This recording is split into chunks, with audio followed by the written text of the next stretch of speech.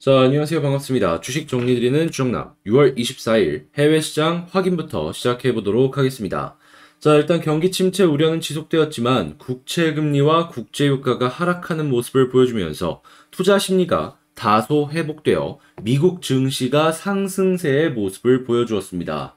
지금 10년물 기준으로 놓고 보았을 때 국채 금리는 한때 3.005%까지 떨어졌고 장 마감 무렵에는 약간의 반등을 거쳐 3.069에서 마감을 하였는데 국제 유가까지도 2% 가까이 급락하며 이 5월 중순 이후 최저치를 기록해 시장은 이 부분을 긍정적으로 보았다. 이렇게 분석해 볼 수가 있겠습니다. 다만 여전히 경기 침체 우려가 지속되고 있기 때문에 일시적인 지수 반등이 전체적으로 큰 흐름상 위를 바라보는 이 추세 전환의 흐름이다라고는 보지 않는 것이 다수의 의견이기 때문에 조심하시면서 보셔라 라고 말씀드릴 수 있겠습니다. 자, 또한 어제에 이어서 이번에는 파월 의장이 하원의회에 증언으로 참석을 해서 지금 인플레이션 2% 목표치를 되돌리는데 매우 전념하고 있다라며 언급을 했으며 연준의 노력은 무조건적이다라고 언급한 만큼 금리 인상이 한동안 멈추지 않을 것이다라는 걸 생각해 볼 수 있겠고요.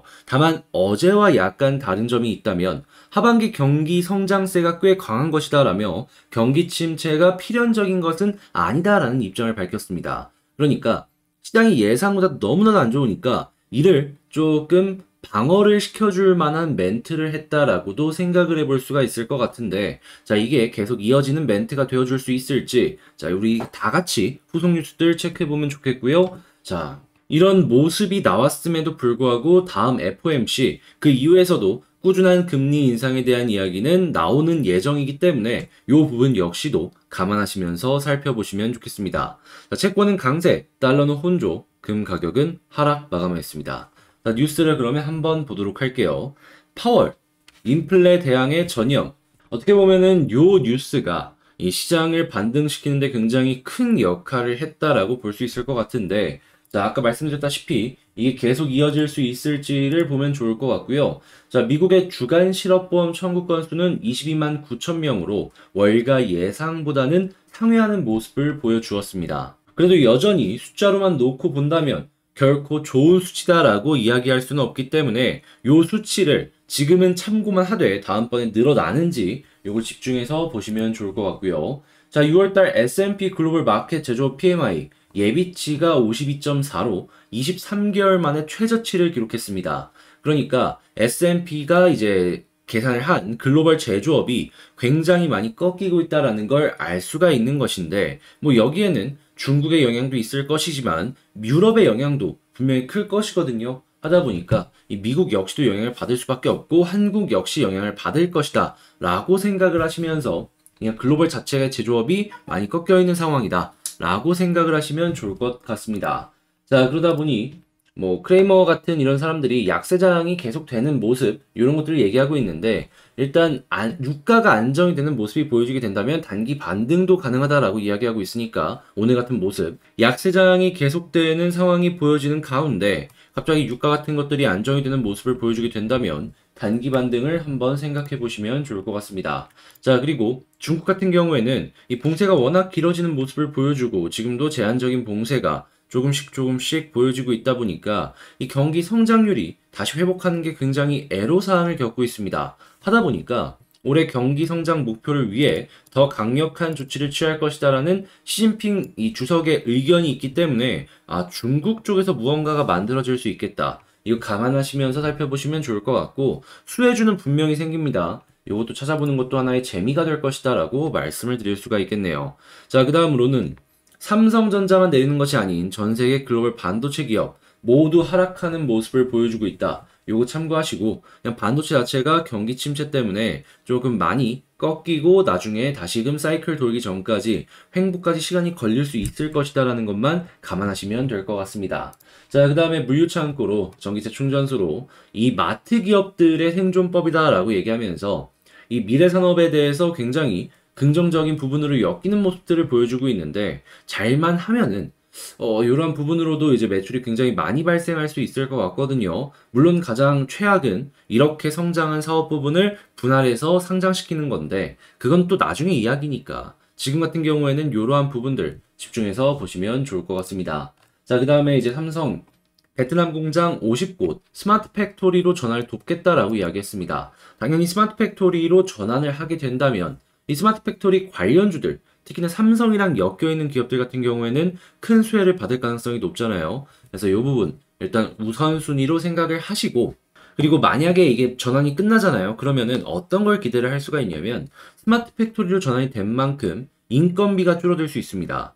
장기적으로 봤을 땐 인건비가 줄면은 삼성이 이 제품을 납품을 받는데 단가 역시 내릴 수가 있거든요. 자, 그러면 영업이익률이 올라가겠죠. 이런 부분으로 놓고 본다면 요거는 매우 긍정적이다. 이렇게 생각을 해볼 수가 있겠습니다. 자, 그리고 한국 반도체 경쟁력 초비상 얘기가 나오면서 뭐 중국에도 밀린다라는 얘기가 나오고 있는데, 한국 정부가 솔직하게 얘기해서 이걸 가만두고만 있으면 정말 무능력한 정부가 되는 거잖아요. 하다 보니 지원책을 어떤 식으로든지 간에 연결을 시킬 가능성이 높다라고 볼 수 있습니다. 그러면 지금 반도체 R&D 관련 기업들이 꽤 있거든요, 한국에도. 이쪽으로 지목해서 보시면 좋을 것 같습니다. 자, 그 다음에 얼어붙은 IPO 시장에도 올해는 무조건 상장을 추진하는 기업들이 있다라고 하는데, 뭐 자금 조달 문제로 시급한 곳이 많다라고 하는데 내 기업의 가치가 확실시 어느 정도 괜찮다라고 생각을 하기 때문에 나오는 기업들도 분명히 있거든요. 하다 보니 요거 잘 고르면서 이 기업이 정말 미래나 아니면 지금 당장에도 좋다라고 생각을 해서 상장을 하는 기업이라면 높은 평가를 받을 가능성이 높으니까, 자, 요런 것들에 관련주를 엮여있는 종목들을 하나씩 생각해 보시면 좋겠습니다. 자, 마지막으로 미국 브라질 가뭄에 콩값이 22년 만에 최고 얘기하고 있습니다. 이게 아마 대두일 거예요. 하다 보니까 지금 뭐 중국 봉쇄 해제로 더 뛸 가능성이 높다라고 하니 농산물 관련주들 한 번 더 올라가는 거 감안하시면서 보시면 좋겠네요. 자, 이렇게 시장 정리 한번 싹 해봤는데, 방금 말씀드린 내용들 같은 경우에는 자, 이 주식 정리해드리는 남자 텔레그램 방에서 아침에 먼저 올려드린다라는 거, 여기에는 이런 시장 정리뿐만 아니라 공부할 수 있는 이런 내용들도 꾸준하게 올려드리고 있거든요. 하니까 이거 보고 싶다라고 생각하시는 분들 같은 경우에는 영상 소개란에 있는 텔레그램 링크를 통해서 입장을 해주시면 되겠습니다. 자, 그러면 이거 들어오실 분들은 들어오시라 말씀드리며 본 영상, 본 내용 시작하도록 하겠습니다. 자, 안녕하세요. 반갑습니다. 제가 이번에 가지고 온 종목은 두산 에너빌리티를 가지고 왔습니다. 최근에 이 바닥권에서 잘 지켜주는 모습이 보여지면서 추가 상승에 대한 기대감을 하나씩 떠올릴 수가 있을 것 같은데요. 지금 이 위치에서 어떤 걸 보면 좋을지 하나씩 살펴보도록 하겠습니다. 일단 가장 먼저 여기서 봐야 될 건 첫 번째로는 이겁니다. 자, 시진핑. 올해 경제 목표 달성을 위해 더 강력한 조치를 취할 것이다. 뭐 지원책부터 시작을 해가지고 경제를 살릴 수 있는 여러 가지 부분에서의 지원을 조금 많이 하겠다라는 걸로 해석을 할 수가 있을 것 같은데, 대략 예상을 해보자면 시중에 돈 푸는 거를 첫 번째로 생각해 볼 수 있을 것 같고, 두 번째 같은 경우에는 산업 쪽의 경쟁력을 높이기 위해서 뭐 위완 달러를 손을 보든가 아니면은 전기세 하락을 위해서 뭐 다양한 부분의 지원책을 내놓을 것이다 라고 생각이 드는데, 딱 이걸 보면서 느끼는 거, 전기세 싼 거는 원전이 최고인데 원전에 대한 주목도가 중국에서도 더더욱 높아질 것이다 라는 걸 기대해 볼 수가 있겠습니다. 물론 지금 중국 같은 경우에는 원전 많이 짓겠다라고 먼저 이야기는 해놨었습니다. 근데 이게 조금 더 디테일하고 급격하게 진전이 될 수가 있다라는 것이죠. 당연히 중국에서 이런 모습을 보여주게 된다면 우리도 질 수 없지 라고 생각을 하면서 정부 쪽에 이런 지원 정책들이 꾸준하게 나올 것이다 라고 생각을 해볼 수가 있을 것 같은데, 지금 이번에 이 윤석열 대통령이 에너빌리티의 원자력 공장을 방문했다라고까지도 이야기가 나오고 있죠. 그런 걸 생각을 해보았을 때 이러한 상황들 같은 경우에는 그냥 좋다라고 생각해도 아주 좋을 것 같아요. 왜냐하면 정부가 밀어주는데 그 사업이 안 될 수가 있겠습니까? 특히나 한국같이 어느 정도 사이즈가 있는 국가에서 밀어주게 된다면 해외에서도 나름 의미 있는 성과를 기대해 볼 수가 있다. 이렇게 말을 할 수가 있을 것 같아요. 당연히 정리해보자면 원전은 좋다. 원전은 좋다. 이 한 줄로 딱 정리할 수 있겠죠? 자, 그리고 연방 주 해상 풍력 파트너십 회의에 주재하는 바이든이란 얘기 하고 있습니다. 지금 미국 같은 경우에도 에너지 가격이 워낙 높아지다 보니까 태양광부터 시작해서 뭐 원전, 뭐 풍력, 다양한 부분에 있어가지고 대체제를 찾고 있는데 이 해상 풍력에서 우리는 집중해야 될 필요가 있습니다. 왜냐하면 두산 에너빌리티 같은 경우에는 한국의 해상 풍력 1등 사업자니까요. 물론 미국의 GE 같은 풍력 부분에 있어서 강력한 경쟁자들이 있긴 하지만 이 해상풍력 부분 해가지고 한국 기업도 크게 성장하는 시장에 발이라도 걸치는 모습을 보여주게 된다면 매출 많이 올라갈 수 있지 않겠습니까? 자, 그러면 이는 역시나 관련 시장에 긍정적인 영향을 주어서 회사의 매출에 호재로 작용할 수 있다. 자, 그러면 현재 차트로 놓고 봤을 때 요 위치 나쁘지 않다라고 생각을 해볼 수가 있겠죠. 자, 그리고 차트 전에 수급도 한번 본다면 최근에 요 위치에서 기관에서는 슬그머니 발을 한 발짝씩 내딛는 걸 확인을 할 수가 있습니다. 특히나 투신이 산 거는 얘네가 단타거든요. 단타인데 샀는데 아직 안 팔았다? 조금 더 올라가는 걸 단기적으로 볼 수 있는 걸 생각해 볼 수도 있겠다. 이렇게 볼 수 있겠네요. 자, 그럼 차트를 한번 봐야 되는데 현재 이 480일 라인에서 지지는 확실합니다. 물론 떨어지면 문제는 생기겠지만 여기서 지지를 해주는 모습이 보여지게 된다면 상승 가능성이 매우 좋다라고 정리할 수 있거든요.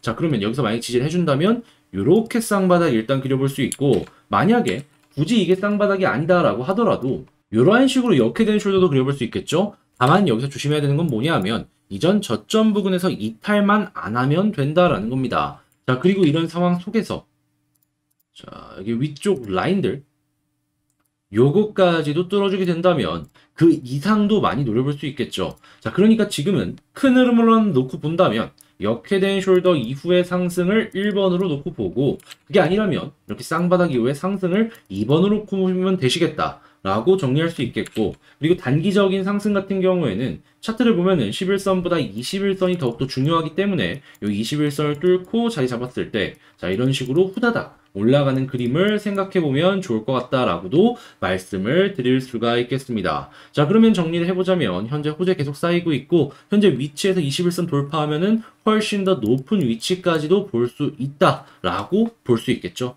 이런 식으로 에너빌리티를 분석해 보시면 좋을 것 같은데, 이거 일단 여러분들 많이 빠져서 힘든 건 알지만 조금 더 저랑 같이 영상으로 보시면서 이겨나가셨으면 좋겠고요. 채널 구독과 좋아요 한 번씩 부탁드리면서 전 다음에 더 좋은 영상으로 다시 찾아뵙도록 하겠습니다. 영상 끝까지 시청해주셔서 감사합니다.